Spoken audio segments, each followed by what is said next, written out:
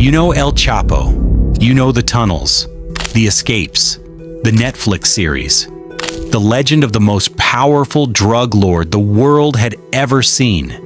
But what if I told you that while the world was obsessed with his story, his son was quietly building something far more dangerous? Not a cartel built on cocaine and bullets, but a machine engineered to poison an entire nation from the inside out. Meet Iván Archivaldo Guzmán Salazar, El Chapito, the eldest son of El Chapo. The man U.S. prosecutors say is the architect of the fentanyl flood that has killed more Americans than any war since World War II. Today we go inside the operation, the labs, the pills, the Chinese chemical brokers, the border crossings, and the blood money that turned a cartel's son into the most dangerous drug trafficker alive. This is the story of Iván Archivaldo Guzmán Salazar, alias El Chapito, the man who flooded American streets with the deadliest drug ever manufactured, and is still out there untouchable, collecting the profits. You won't forget this one. To understand what Iván Archivaldo built, you first have to understand the world he was born into. Iván Archivaldo Guzmán Salazar was born into the most powerful criminal dynasty in the Western Hemisphere. His father, Joaquín Archivaldo Guzmán Loera, known to the world as El Chapo, was not just a drug lord. He was an institution, a man who built the Sinaloa cartel from a regional smuggling operation into a global empire that moved billions of dollars in cocaine, heroin, and methamphetamine every year. His mother, Alejandrina Salazar Hernandez, came from a family already woven into the narco culture of Sinaloa, a state in northwestern Mexico that had been the cradle of organized drug trafficking for generations. The mountains of Sinaloa, the rugged Sierra Madre, had been producing poppy fields and outlaws long before El Chapo made it infamous. That made Iván Archivaldo something very specific: cartel royalty, from the day he drew his first breath. He grew up in a world most people only see in movies: armed convoys, loyal sicarios who treated his father like a god, properties spread across Mexico, parties that lasted for days. But luxury in the narco world is never free. Every peso of comfort came wrapped in danger, in the knowledge that rivals would target you, that the government could come for your family, that the life you lived could vanish overnight. And that threat was not abstract. Iván grew up watching his father get arrested, escape, get arrested again, escape again. He watched the cartel survive wars with the Juarez cartel, the Beltran Leyva faction, and the Zetas. He watched men die for the organization, and he watched the organization endure anyway. By his early 20s, Iván Archivaldo was not just El Chapo's son. He was already a lieutenant, already trusted, already feared in his own right. By 2012, the U.S. Treasury Department had seen enough. They designated him under the Foreign Narcotics Kingpin Act, naming him a lieutenant of El Chapo and identifying him as a key player in the Sinaloa cartel's operations. He was not a kid riding his father's coattails. He was building his own legacy. The question was, what kind of legacy would it be? The answer to that question would eventually kill hundreds of thousands of people. For most of the early 2000s, the Sinaloa cartel under El Chapo ran on a simple model: cocaine from Colombia, heroin from Sinaloa's own poppy fields, methamphetamine from clandestine labs, and marijuana by the ton. It worked. It had always worked. The cartel was making somewhere between $2 and $3 billion a year. Life was good, at least for those at the top. But there was a problem that nobody wanted to say out loud. The heroin market in the United States was starting to change. The opioid prescription pill epidemic, OxyContin, Percocet, Vicodin, had already hooked millions of Americans. Pharmaceutical companies had spent years creating a nation of opioid-dependent patients, and when the government cracked down on prescriptions, those patients did not stop wanting opioids. They started looking for cheaper alternatives. They turned to heroin. The Sinaloa cartel was well positioned to supply that demand, but there was a catch, a dangerous, invisible one. As early as the early 2000s, the DEA's New York office was picking up on something alarming.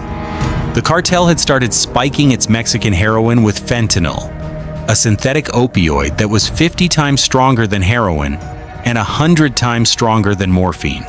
The reason was simple economics. Fentanyl made the product more potent, which meant you could use less actual heroin, which meant higher profit margins. It was a business decision. It was also, without anyone fully realizing it at first, a mass casualty event in slow motion. Then came 2019 and everything changed. El Chapo was convicted in a New York federal court. Not just convicted, buried.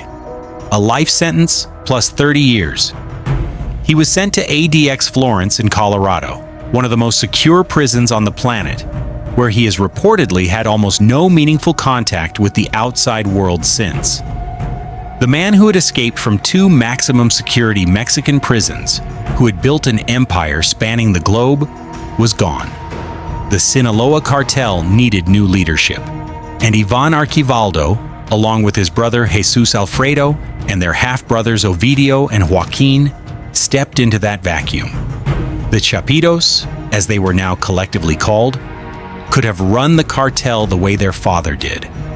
With discipline, with patience, with a certain code of conduct that even the old-school narcos had maintained. El Mayo Zambada, the cartel's other patriarch, was known for operating with restraint, for avoiding unnecessary violence, for keeping a low profile that had allowed him to stay free for decades. But the Chapitos saw things differently.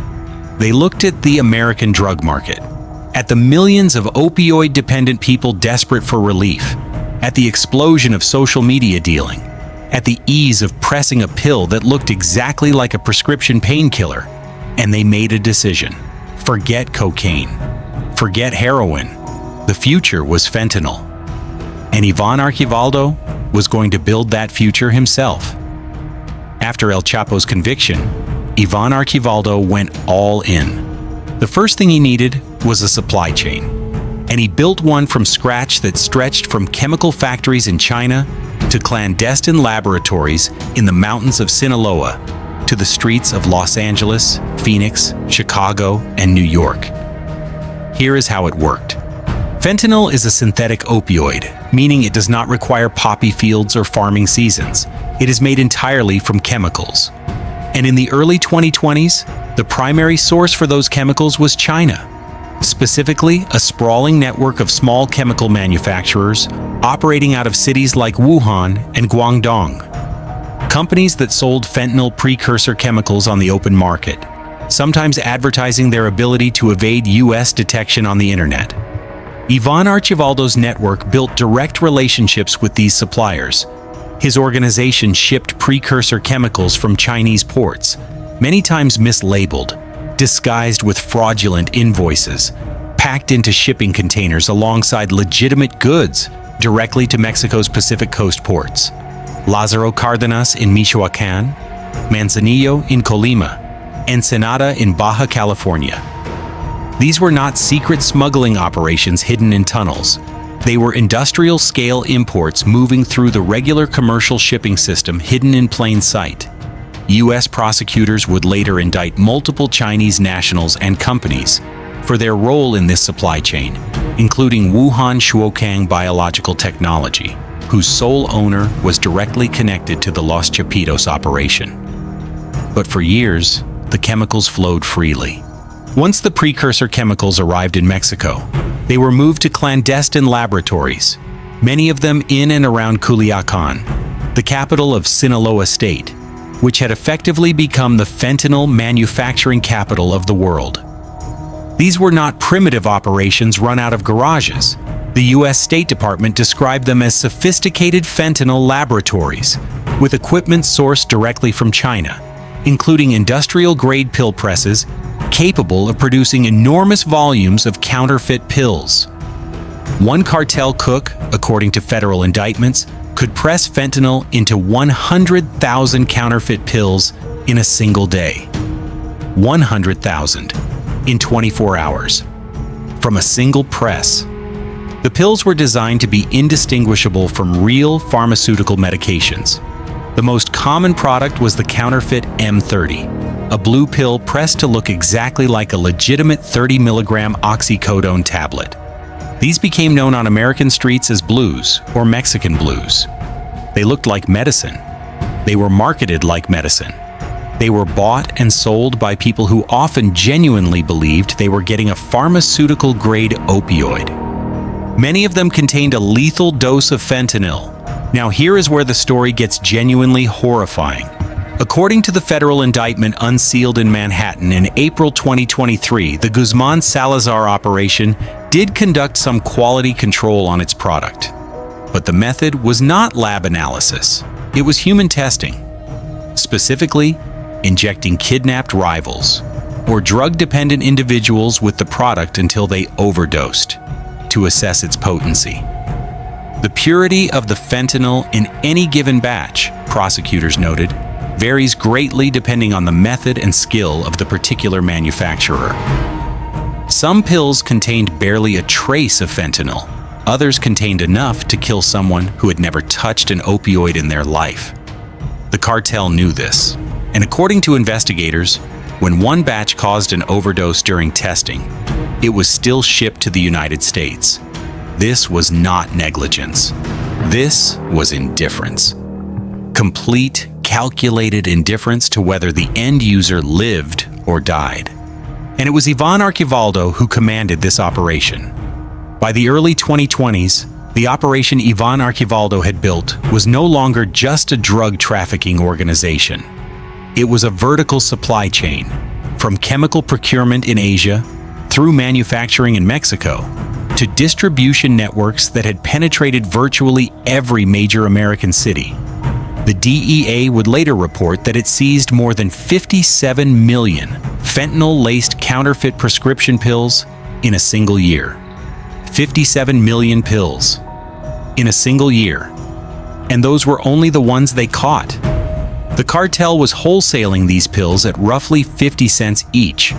At that price point, even accounting for the cost of chemicals, manufacturing, smuggling, and distribution, the profit margins were astronomical. Fentanyl was cheaper to produce than any natural drug. You did not need farmland. You did not need a growing season. You did not need to manage a harvest. You needed chemicals and a press. Locals in Sinaloa, who spoke to investigative journalists, confirmed the scale. In early 2022, a kilogram of counterfeit fentanyl pills sold for around $9,000 wholesale.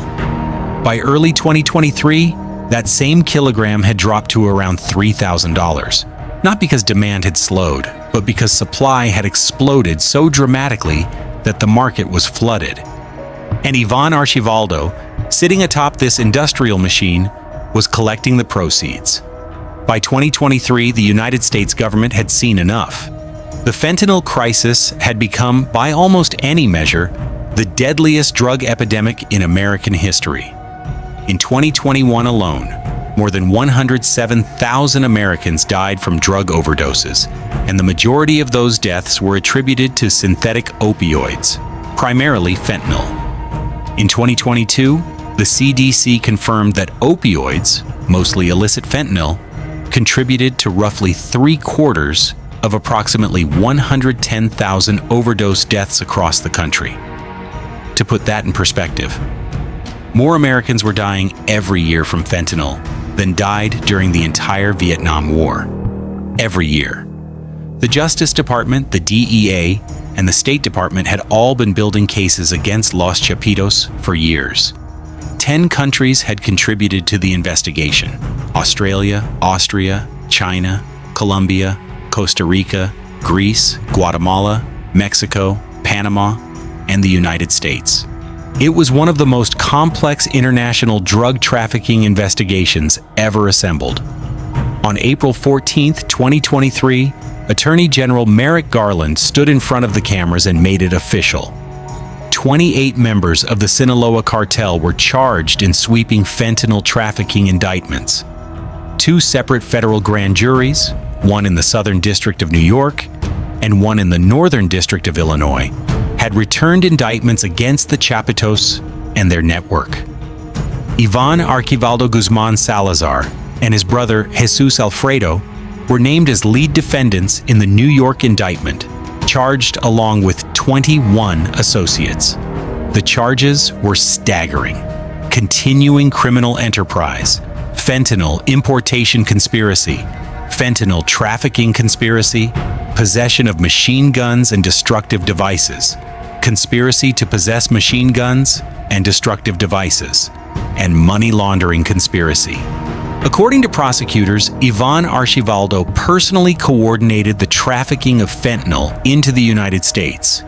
He personally oversaw the shipment of precursor chemicals from China. He personally directed the collection of drug proceeds for cartel members and associates. He commanded armed sicarios, professional killers, who used violence to protect the operation and its territory. He was described not just as a beneficiary of the fentanyl trade, but as its architect and commander. And there was something in the indictment that stopped people cold. According to prosecutors, Iván Archivaldo Guzmán Salazar had, in his own communications, referred to the American users of his product as streets of junkies. That phrase, stripped of every euphemism and every abstraction, revealed something essential about the man running this operation. The Americans dying from counterfeit M30 pills were not victims to him. They were not tragedies. They were a market, a supply chain's endpoint, streets of junkies to be supplied. The U.S. Department of State announced a reward of up to $10 million for information leading to the arrest and conviction of Iván Archivaldo Guzmán Salazar. $10 million. And yet, as of that moment, he was nowhere to be found. In the months and years after the 2023 indictments, the United States government unleashed a sustained multi-agency pressure campaign against Los Chapitos, unlike anything directed at a drug trafficking organization since the height of the Pablo Escobar era. But dismantling what Iván Archivaldo had built proved far more complex than simply arresting the man at the top. The Treasury Department's Office of Foreign Assets Control began targeting not just individuals, but the entire financial and logistical network that kept the fentanyl machine running. They went after chemical brokers, they went after front companies, they went after plaza bosses and local distributors. They designated individuals, froze assets, and imposed sanctions on businesses that on the surface looked completely legitimate. In June 2025, OFAC sanctioned the entire Los Chapitos faction as an entity, designating it under both counterterrorism and counter-narcotics authorities. The Mazatlan cell of Los Chapitos was specifically targeted, along with Mexican businessman José Raúl Núñez Ríos, described as having appeared to become wealthy in a suspiciously short period of time, after aligning himself with Iván and the Mazatlan operation. In October 2025, OFAC struck again, this time targeting 8 Mexican individuals and 12 Mexico-based companies connected to the precursor chemical supply network feeding Los Chapitos' fentanyl labs. Among those targeted was the Favela Lopez family, operating through a chemical company called Sumilab in Culiacán. When U.S. sanctions first hit Sumilab in May 2023, investigators noted the company simply removed its signage and changed tactics, but kept supplying chemicals to the cartel. Then there was Martha Emilia Conde Uraga, known as Martita, a longtime chemical broker who used fraudulent invoicing, shell companies, and front businesses in the cleaning and pharmaceutical sectors to supply precursor chemicals to the Los Chapitos labs. Her family network ran several companies simultaneously, all feeding the same machine. The picture that emerged from these successive waves of sanctions was of an operation so deeply embedded in the legitimate Mexican economy that dismantling it was like trying to remove a root system from concrete. You could cut the branches, arrest a plaza boss here, sanction a chemical company there, but the roots kept spreading. Then on February 20th, 2025, the U.S. Department of State took a step that had never been taken against a Mexican criminal organization before. The Sinaloa cartel was officially designated as a foreign terrorist organization and as a specially designated global terrorist. This was not just symbolic. The designation meant that any American providing material support to the cartel could now be prosecuted under counterterrorism statutes. Foreign nationals connected to the organization could be barred from entering the United States. Banks and financial institutions faced stricter obligations to report and block transactions connected to the cartel. The message from Washington was unmistakable. This was no longer being treated as a drug enforcement problem. It was being treated as a national security threat, and all of it, every sanction, every indictment, every billion-dollar enforcement operation, was in significant part a response to what Iván Archivaldo Guzmán Salazar had built. Now here is what most reports leave out: the mechanics. Because understanding how Iván Archivaldo's operation actually functioned reveals something deeply unsettling about the modern drug trade.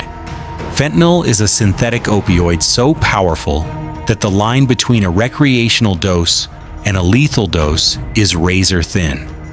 The narcotic dose is so close to the lethal dose that a pill designed to give a regular user a high can easily kill someone with little or no opioid tolerance. And since the pills looked exactly like legitimate pharmaceuticals, the same blue color, the same M30 imprint, the same shape and size as real oxycodone, people who bought them often had no idea what they were actually taking. Scientific research confirmed what street reports had long suggested. A single batch of counterfeit M30 pills could contain anywhere from 0.03 milligrams of fentanyl to 1.99 milligrams. That is the difference between almost nothing and a potentially lethal dose. In pills that looked completely identical. The DEA confirmed that in recent years, 6 out of every 10 counterfeit M30 pills seized contained a potentially lethal dose of fentanyl. 6 out of 10. People were playing Russian roulette with blue pills. Another element of Los Chapitos' strategy that set it apart from older cartel operations was the use of social media to distribute product. Where El Chapo's generation relied on physical networks, street dealers, stash houses, trusted middlemen, the Chapitos adapted to the digital age. Fentanyl pills began appearing for sale on Snapchat, Instagram, and encrypted messaging apps. A teenager in a suburb of Phoenix could order counterfeit pills the same way they would order from an online shop. A message, a payment app, a delivery. The cartel's American associates distributed product at the retail level through digital channels, reaching demographics that traditional street dealing had never penetrated. High school students, college kids, suburban adults who would never have walked into a drug den. This was not a side strategy. It was deliberate market expansion. Making the money disappear was as critical as making the drugs. The cartel utilized what U.S. law enforcement identified as Chinese money laundering organizations, specialized criminal networks that moved cartel profits from the United States back to Mexico through a labyrinth of transactions designed to defeat financial surveillance. These organizations exploited Chinese underground banking networks, cryptocurrency platforms, U.S.-based front companies, and trade-based money laundering schemes that hid drug money inside the invoicing of legitimate international commerce. The result was a financial system as sophisticated as the drug production system itself, designed not for a handful of transactions, but for billions of dollars, moving continuously and invisibly from American streets back to Sinaloa. The U.S. Treasury Department has stated that over 500,000 Americans have died from fentanyl poisoning. 500,000 people, the population of a major American city, wiped out by a substance that Iván Archivaldo Guzmán Salazar and his brothers produced in industrial quantities and smuggled across the border, while referring to the Americans dying from it as streets of junkies. Here is one of the wildest facts about Iván Archivaldo Guzmán Salazar. Despite being indicted in 2 separate U.S. federal jurisdictions, despite a $10 million bounty on his head, despite the full weight of American law enforcement, the DEA, the Treasury Department, the State Department, and multiple allied intelligence services bearing down on him, he is still out there. As of the most recent reporting, Iván Archivaldo remains a fugitive somewhere in Mexico, believed to be in Sinaloa, his home territory, the terrain he knows better than any federal agent ever could. In a world where 4 of the most powerful cartel bosses of his generation, his father, his half-brothers Ovidio and Joaquin, and El Mayo Zambada himself, have all ended up in American custody. That fact is almost extraordinary. So how does he manage it? Sinaloa is Chapito country.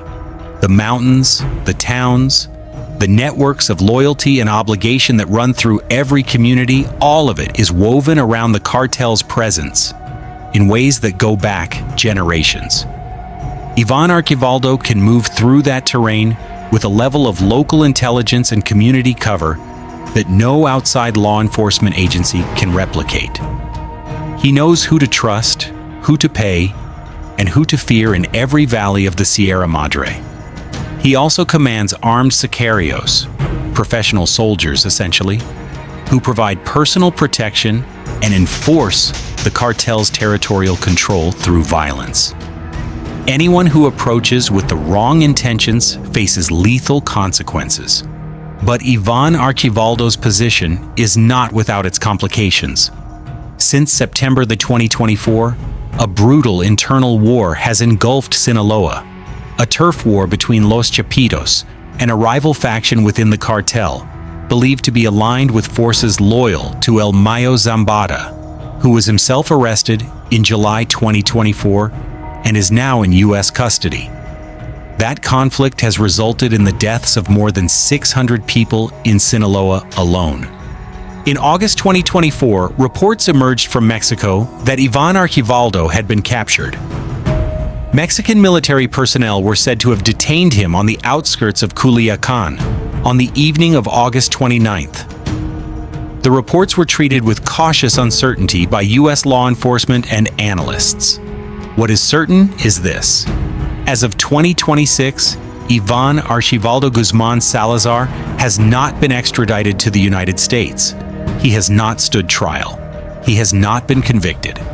He remains officially a fugitive with a $10 million price on his head, indicted in 2 federal jurisdictions, designated as a terrorist by the U.S. government, sanctioned by the Treasury Department, and wanted by law enforcement agencies across 10 countries.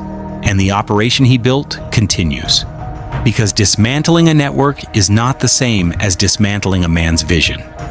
What Iván Archivaldo Guzmán Salazar represents goes beyond the story of one cartel boss, one criminal family, or even one drug. He represents the industrialization of the drug trade, the moment when trafficking stopped being about growing plants in fields and became about managing global supply chains. When it stopped requiring traditional smuggling infrastructure and started exploiting the same shipping networks, chemical brokers, and financial systems that legitimate global commerce runs on. El Chapo was the last great kingpin of the old model, built on personal relationships, territorial control, and the physical movement of agricultural products. His son looked at that model and decided it was obsolete. Fentanyl does not need farmland. It does not have seasons. It does not go bad. It does not take up space. A kilogram of fentanyl has the killing power of a weapon of mass destruction, and it fits in a carry-on bag. The profit margins are higher than cocaine, the production costs are lower than heroin, and the demand is bottomless. Because the drug is so addictive, it creates its own market. Iván Archivaldo understood this before most people in law enforcement did, and by the time the full weight of U.S. government resources was brought to bear against his operation, hundreds of thousands of Americans were already dead. That is his legacy. Not a legend forged in prison, escapes, and shootouts like his father. A legacy forged in chemistry, logistics, and a calculated decision to treat human addiction as an industrial resource to be exploited. Iván Archivaldo Guzmán Salazar was born a prince of the narco world, and he used that inheritance to build something his father never imagined. An empire not of bullets and borders, but of blue pills and body counts. He looked at a nation of people struggling with pain and addiction and saw not a tragedy, but a market. He sourced chemicals from China, built laboratories in Mexico, pressed poison into pills that looked like medicine, and shipped them north to a country that had already been softened up by decades of pharmaceutical addiction. He called them streets of junkies. 500,000 Americans called them their last day alive. He is still out there, still free, still believed to be somewhere in the mountains of Sinaloa, surrounded by loyal soldiers, directing what remains of his operation, even as his brothers sit in American federal detention, and his father rots in the most secure prison on the planet. The investigation continues. The sanctions keep coming. The bounty remains at $10 million. But Iván Archivaldo Guzmán Salazar has not been caught. And in the brutal, unsentimental logic of the narco world, that means he is winning. Real stories told unfiltered. Because what you don't see also controls the world. See you soon.